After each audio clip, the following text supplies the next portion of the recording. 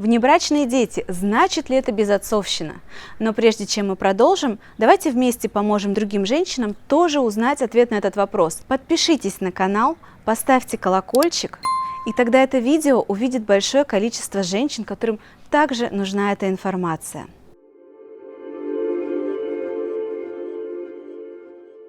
Итак, представим ситуацию. Есть Маша, она рожает ребенка от Коли, а Коля, например, женат. Маша его любовница. И вот у них маленький ребенок.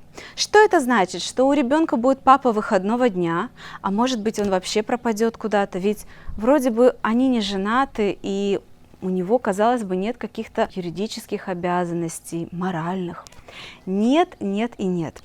Что такое безотцовщина? К сожалению, большинство женщин вкладывают в это слово значение, что папа не воспитывает регулярно, не заботится, не проводит время или не дает финансы на этого ребенка. Но это ли важно ребенку?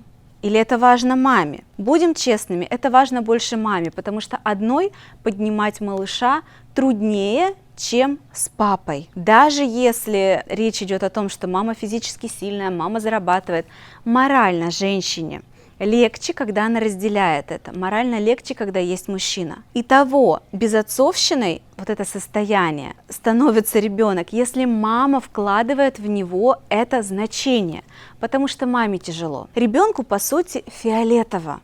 Маленький малыш только родился, чистый лист бумаги, рисуй что хочешь, пластилин, лепи его как хочешь. Поверьте, ему все равно, есть у него папа или мама.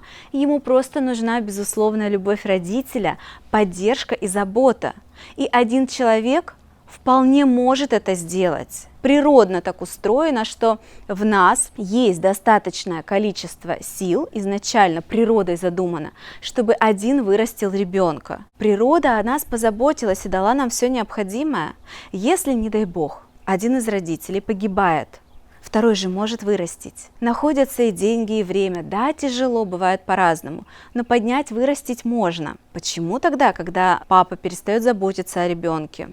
Или это папа выходного дня, мама начинает чувствовать, что ее ребенок безотцовщина, что ей сложно. Просто мамины ожидания не выполнились. Если мама ребенка будет идти в беременность осознанно, если этот ребенок, к примеру, запланированный, или он не запланированный, но мама принимала решение его рожать осознанно и заранее взяла на себя нагрузку, что это я рожаю ребенка, я беру на себя обязательство о нем позаботиться, а папа его – это генетический папа. Отец, он генетический отец. Если он захочет, я буду рада. Пусть помогает, пусть принимает участие. Но если не захочет или не сможет, я это решение принимаю сама. Тогда вопрос безотцовщины просто отпадает. Ну и плюсы такого состояния: женщина наполнена, она наполнена не обидами, в отличие от той женщины, которая будет считать в глубине души своего ребенка безотцовщиной. Она наполнена верным, честным, благородным состоянием. Она никем не манипулирует. Отец ребенку нужен генетически для того, чтобы яйцеклетка, сперматозоид соединились и ребенок получился. Все остальное – это уже навешанные искусственно додумки людей. Так социально удобно. Ребенку необходим один взрослый, который будет его взращивать, который даст ему питание, даст безопасность необходимую, даст знания, будет любить. Если их два, это здорово. А если их 4, есть еще бабушка, дедушка, отлично, чем больше, тем лучше. Но природно нужен один. Все остальное – это обиды женщин. Обиды. Почему возникают эти обиды? Сложно признаться, что, может быть, сделала ошибку, особенно когда ребенок уже есть, к нему есть чувства, назад пленку не отмотаешь. Мало кто из людей способен действительно признавать свои ошибки. Почему? Потому что нас с детства учат, что ошибаться плохо. Если кто-то ошибся, значит, кто-то обязательно виноват. А на самом деле не так. Нам можно ошибаться. Если мы ошиблись, это не хорошо, не плохо, мы просто берем на себя ответственность и идем дальше. Знаете, кто такой эксперт, например?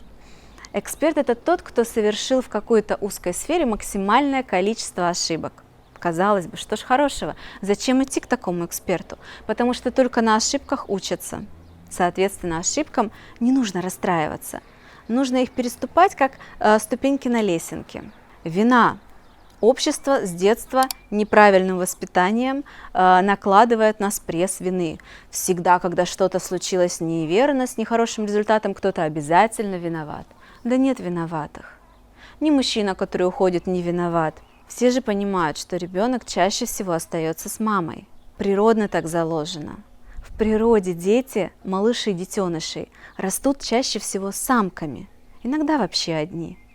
Вы знаете хоть одно животное, которое растет с папой, а мама куда-то уходит?